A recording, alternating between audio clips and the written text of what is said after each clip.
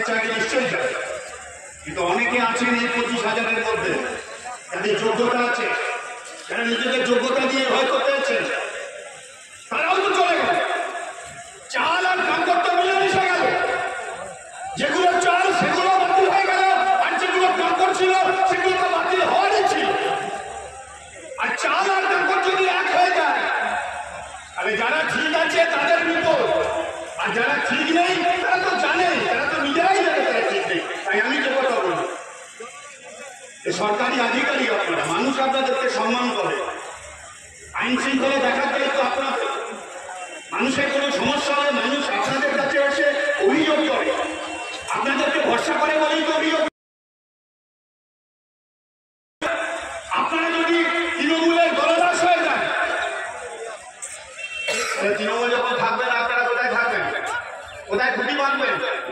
আর একটা কথা বলি, গত পঞ্চায়েতের ভোট, এটা যে কারণে আমাদের এখানে করতে হলো, ভোটে যা নিয়ম আছে, প্রশাসনের যা নিয়ম আছে, নির্বাচন কমিশনের অধীনে এখন আপনারা আছেন, যা নিয়ম আছে নিয়ম মেনে আপনারা কাজ করুন। আপনাদের বলিনি যে বাম কংগ্রেসের জোটকে আপনাদের ফেভার করতে হবে, আপনাদের ফেভারে আমরা ময়দানে নামিনি, আমরা জনগণের জোরে রয়েছি। আপনারা আমাদের উপর ফেভার না করলেও আপনারা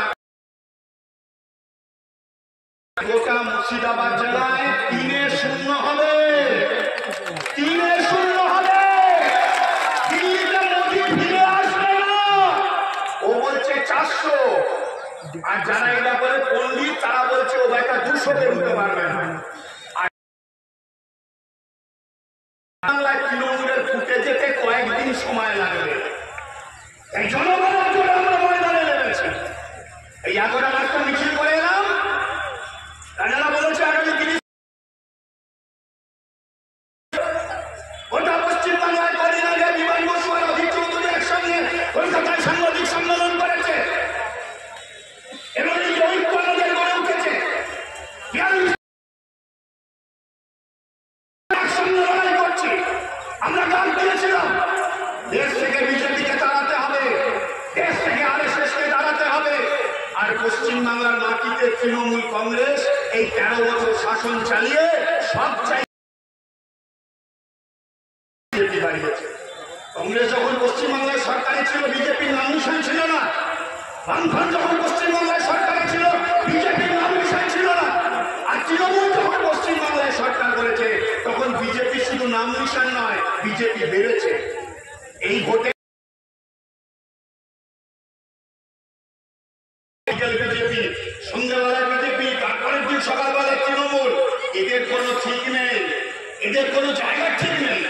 আর পশ্চিমবাংলায় তৃণমূল কংগ্রেস বিজেপিতে বাড়িয়েছে, কারণ তৃণমূল কংগ্রেস জনগণের মধ্যে খবরের কাগজ এবং টিভি একটা ধারণা তৈরি করে দিয়েছিল যে বাম কংগ্রেসের বোধহয় শক্তি নেই, তাই বাম কংগ্রেস এখন তৃণমূলকে হারাতে পারবে না, এখন তারা বিজেপিকে হারাতে পারবে না।